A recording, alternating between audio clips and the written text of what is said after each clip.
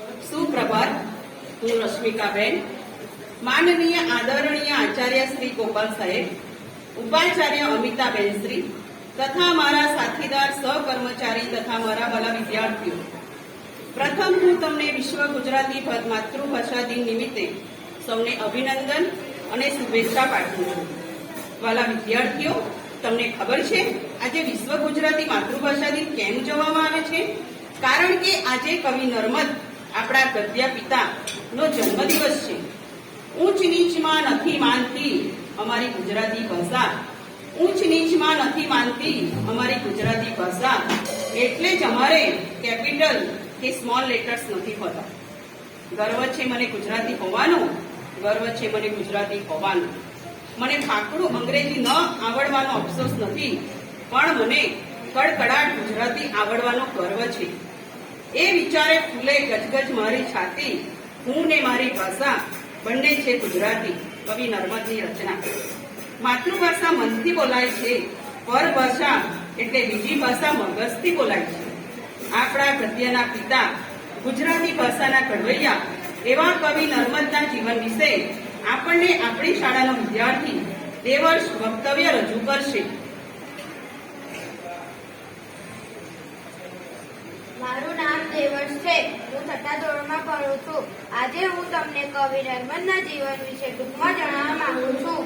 જય જય ગરવી ગુજરાત, જય જય ગરવી ગુજરાત. કાવ્યના રચયિતા કવિ નર્મદનું આખું નામ નર્મદા શંકર લાલ શંકર દવે હતું. તેમનો જન્મ 1833ના 24 ઓગસ્ટના રોજ સુરતના આંબલીરામ વિસ્તારમાં થયો હતો. તેમણે શાળા અને કોલેજનું શિક્ષણ મુંબઈમાં મેળવ્યું હતું.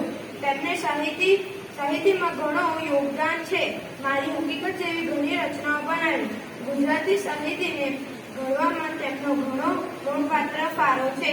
લાંબી બીમારી બાદ નર્મદનું 1886ની 26મી ફેબ્રુઆરીના રોજ મુંબઈમાં અવસાન થયું.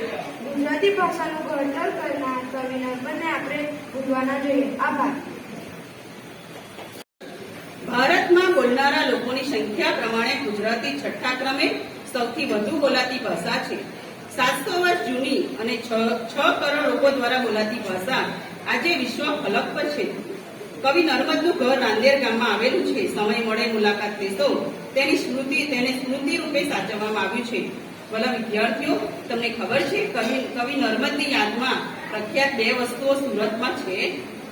એક છે નર્મદ યુનિવર્સિટી અને એક છે નર્મદ લાઇબ્રેરી. આ આપણી જાણમાં હોવું જ જોઈએ.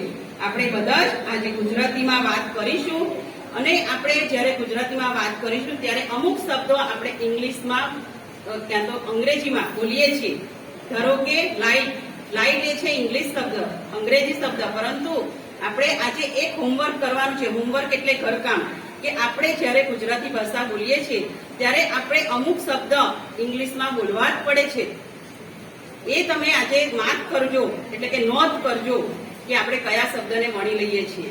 તો આ સાથે આજે કાર્યક્રમને આગળ વધારતા ગાયક વૃંદ આપણને આજે એક ખૂબ જ સુંદર ગુજરાતી ગીત, મસ્ત ગીત છે જેને સાંભળીને તમે ઝૂમી ઉઠશો.